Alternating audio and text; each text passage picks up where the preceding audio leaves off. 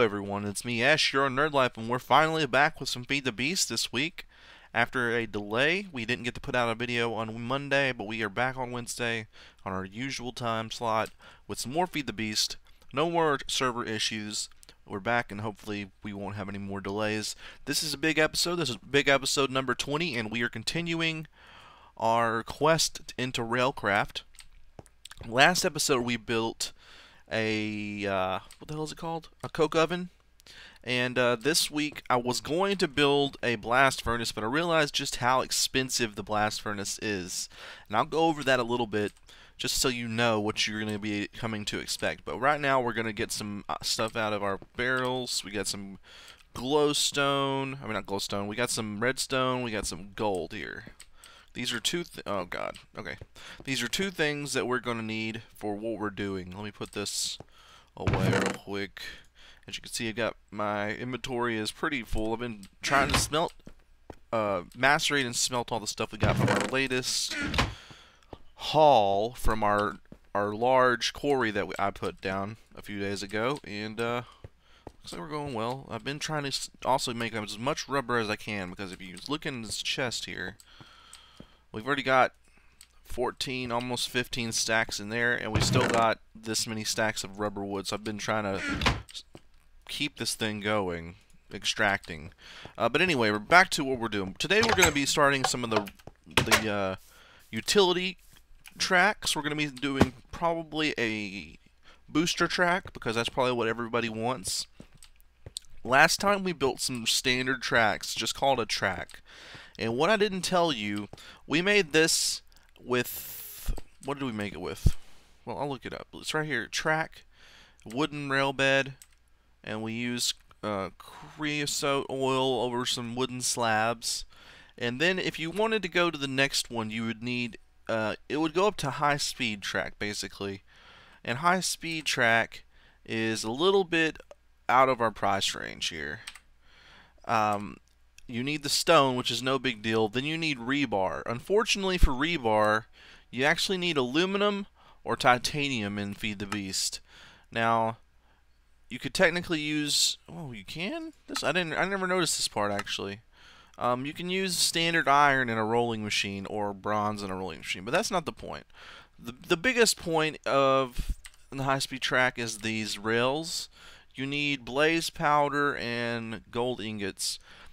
But that isn't even the big part.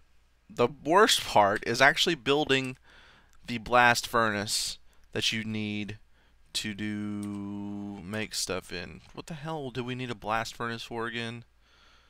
We need it for something. We needed it for something, I swear. What the hell? Oh god. If we don't need a blast furnace, we may as well just make these high-speed tracks.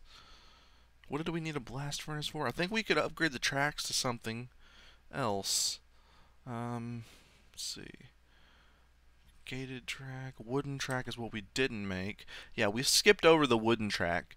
The wooden track, it uses wood for the metal bits. The standard rails is just a wooden tie with a standard rail, but you don't really need that at all. I don't know what the deal with is, but we're using this standard track here.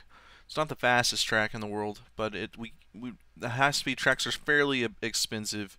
You get 16 for this, and that's not a big deal. But these, you need blaze powders, which isn't too hard if you set up a area that you can farm the blazes in the Nether, on like a Nether fortress. If you can find one of their spawn points and build like a room around it, and just kill them all out, and then wait for them to spawn one or two at a time, and then kill them. You can get quite a bit of blaze powder from their blaze rods, which all you have to do is put it in your little inventory crafting slots, and you can turn it into blaze powder. But you do need steel. That's what we needed it for. In order to make steel, you need a blast furnace. And a blast furnace, I have it written down, you need 136 nether bricks, which actually equals 408 netherrack blocks, because you need 3 for each nether brick. 136 soul sand. Those two are actually fairly easy. All you have to do is start digging, and you can get that pretty fast. It's a few stacks. Then you need 34 magma cream, and that all those put together equates to 34 blast furnace blocks, which is how many you're going to need to make a blast furnace, because it's one layer taller than these furnaces here, which are the coke ovens.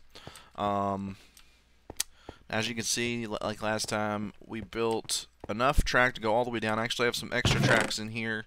I've got some extra coke oven bricks as well, and some extra standard bricks in case we need to make something else. We'll take this out. So what we're going to do is we're definitely going to be building a booster track. So let's get started. And here we have some extra stuff. We have 4 standard rails. That we accidentally made that. Creosote oil. Let's see what else. Booster track. We need 6 advanced rails, which are standard rails with these in a rolling machine. So we'll have to go and make some of those. And then rolling machine with iron in 8, just like last time. Okay, so we're gonna have to go back to the base, but I still want to get this as well. And I'm gonna take this out. Take this out. Put this in our little storage chest here. Let's go back to the base, the industrial facility, and let's get started.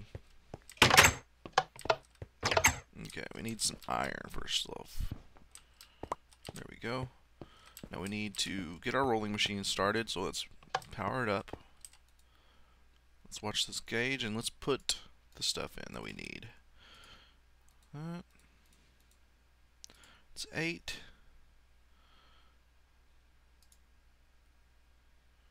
Click it, and it will start going using the power that it's stored up. Let's make another set.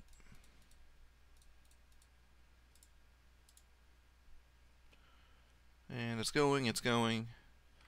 Now we have 16 plus the 4, that means we have 20 standard rails, or standard, whatever they're called. Yeah, standard rails. Now we have, oh, we can't, we're not done. We need the rolling machine for the actual construction of the booster rails. So let's make that real quick. I believe it is this. So let's just and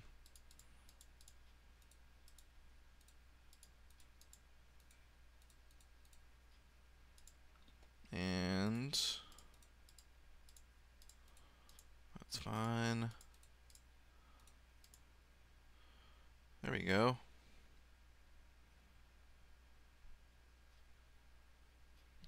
It's gonna make us a bunch.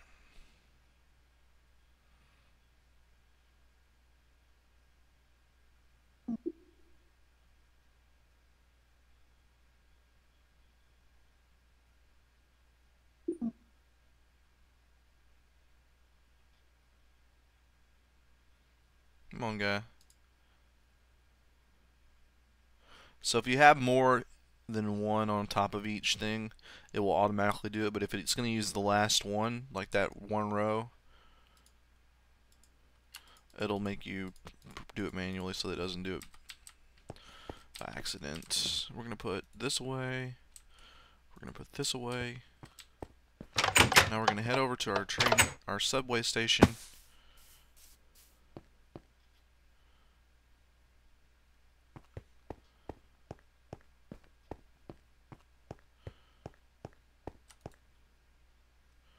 Okay.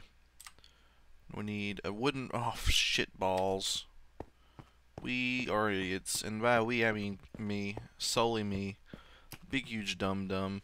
Alright, let's go back and get some dang redstone, because that's what we need. I'm just going to keep it in our inventory. We should have just kept all of it in. The barrels have been doing that a lot lately, just so you know. Ugh. Sometimes they just stick in the middle of the air and I have to like jump up and get them. It's nuts. It's absolutely nuts. But we're back with our redstone. We have one rail bed, but that's all we really need because we're only going to need one of these. Put that there. These around the edge here. Now we have 8. Boom. Very nice. So let's put it about here.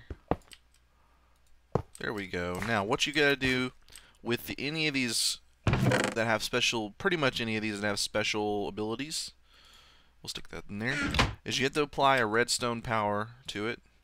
So let's see if we have, I think we have a stick in here. Yeah, okay. So let's get a redstone torch.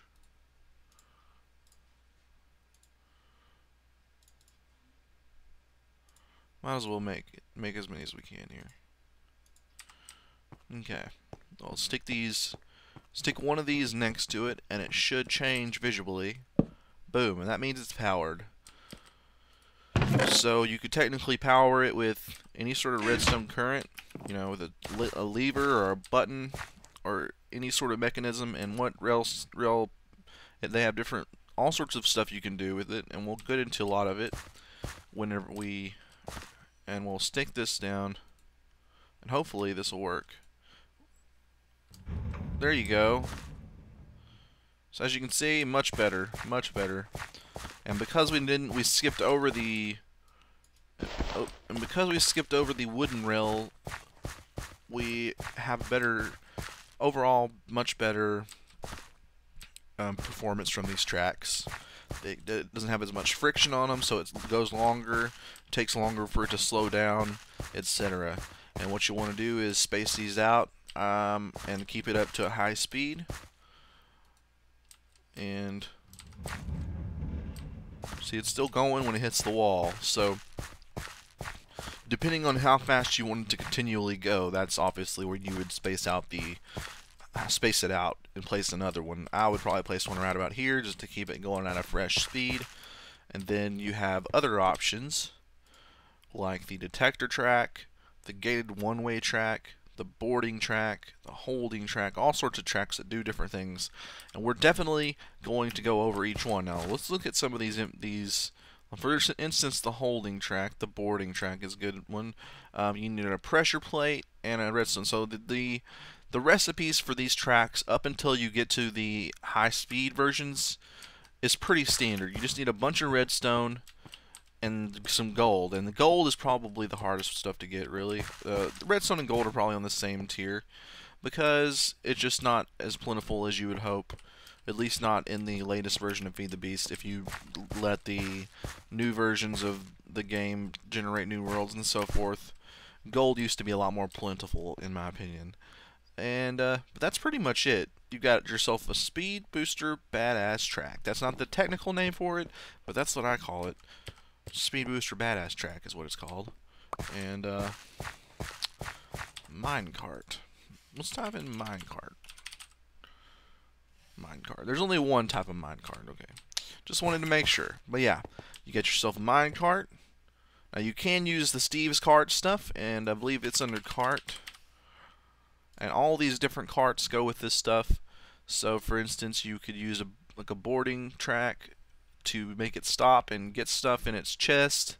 This chest cart, which obviously is just a chest in a cart, it would fill it up in the boarding track and then come back, depending on how you set it, when it's ready to go, come back to wherever, drop off the stuff somewhere else. And maybe that's what we'll do next. First we're going to have to expand this tunnel out, obviously, to have more room, but we may just make it a little square around the grounds at first, and then maybe later we will make it shoot to the spawn and stuff like that. Maybe over to our friend's house. I don't know. Never know with these tracks. All in all, we didn't really accomplish too much, all things considered. We did manage the booster track, and I think the booster track is really the starting point for all the advanced tracks. It's the first thing you'll want to build whenever you start Railcraft, and there's no point in skipping ahead to the other furnace, the blast furnace, because it's just so expensive for anyone playing legitimately. I do have the nether bricks saved up, and I do have the soul sand saved up because they're super easy to get. But I don't have I have a little bit of blaze powder that I spent some time farming. But I don't. I'm gonna have to go and make some of that steel with the blast furnace, and it's just exhausting. But maybe next time. But for next time, for sure, we're going to be experimenting with some of these cooler tracks, and I'll go over what they all mean. So if you need a real tutorial on each of the specialized tracks, next episode that's what we're going to be doing. So be sure to look and stay tuned for the part 3 of this Railcraft series, and I'll see you then. Until next time, this has been Ash on Nerd Live playing some more Feed the Beast, experimenting with Railcraft. Play on, players.